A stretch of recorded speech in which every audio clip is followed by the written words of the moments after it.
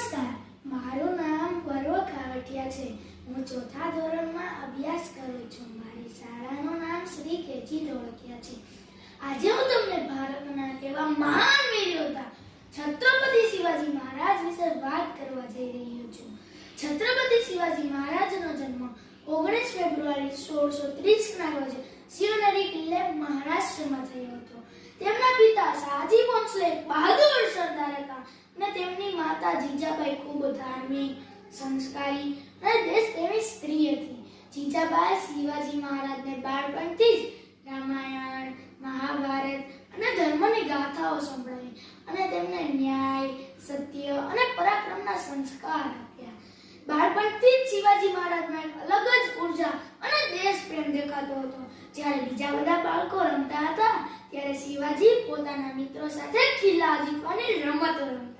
એ સમયે જ તેમની અંદર એક રાજાની ભાવના જન્મી ગઈ હતી. શિવાજી મહારાજે બાળપણથી જ નક્કી કર્યું હતું કે તેઓ પોતાના દેશને વિદેશી શાસનમાંથી મુક્ત કરશે. તેમણે નાની ઉંમરે જ પોતાના મિત્રોની મદદથી સ્વરાજ્યની સ્થાપના કરી. તેમણે હિન્દવી સ્વરાજ્યનો નારો આપ્યો, જય ભવાની, જય શિવાજી. તેમની સેના સંખ્યા કરતા બુદ્ધિમાં વધુ શક્તિશાળી હતી. શિવાજી મહારાજે ગોળીબારીની નવી રીતો અપનાવી, જેના કારણે તેઓ મોટી મુગલ સેનાઓને પણ હરાવી શક્યા. તેમણે તોરણગઢ, રાજગઢ, સિંહગઢ, પ્રતાપગઢ જેવા અનેક કિલ્લાઓ જીતીને સ્વરાજ્યની સ્થાપના કરી. 1674માં રાયગઢ કિલ્લે તેમને રાજાભિષેક કરવામાં આવ્યો અને તેમને છત્રપતિ તરીકે પણ જાહેર કરવામાં આવ્યા. તે દિવસે જ હિન્દુ સ્વરાજ્યની સ્થાપના થઈ. એ સ્વરાજ્ય જ્યાં પ્રજાનું શાસન, ન્યાય અને સમાનતા હતી. શિવાજી મહારાજ માત્ર એક યોદ્ધા જ નહોતા, તેઓ એક ઉત્તમ શાસક, ન્યાયી નેતા અને પ્રજાના રક્ષક હતા. તેઓ મહિલાઓનું સન્માન કરતા, પ્રજાનો વિચાર કરતા અને સૌને સન્માનીય હતા. તેમના શાસનમાં દરેક ધર્મને સન્માન મળી રહ્યું હતું. હિન્દુ, મુસ્લિમ કે શીખ બધા જ શાંતિથી રહેતા હતા.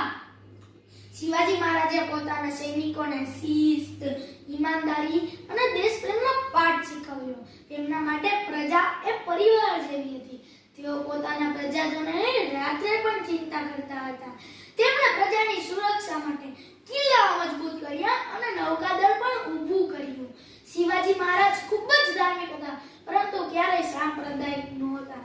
તેમના સેના અને શાસનમાં અનેક મુસ્લિમ અધિકારીઓ પણ હતા. તેમણે ક્યારેય કોઈ મસ્જિદને નુકસાન પહોંચાડી નહીં, કારણ કે તેઓ માનતા હતા ભગવાન એક જ છે, રસ્તા અલગ છે. શિવાજી મહારાજ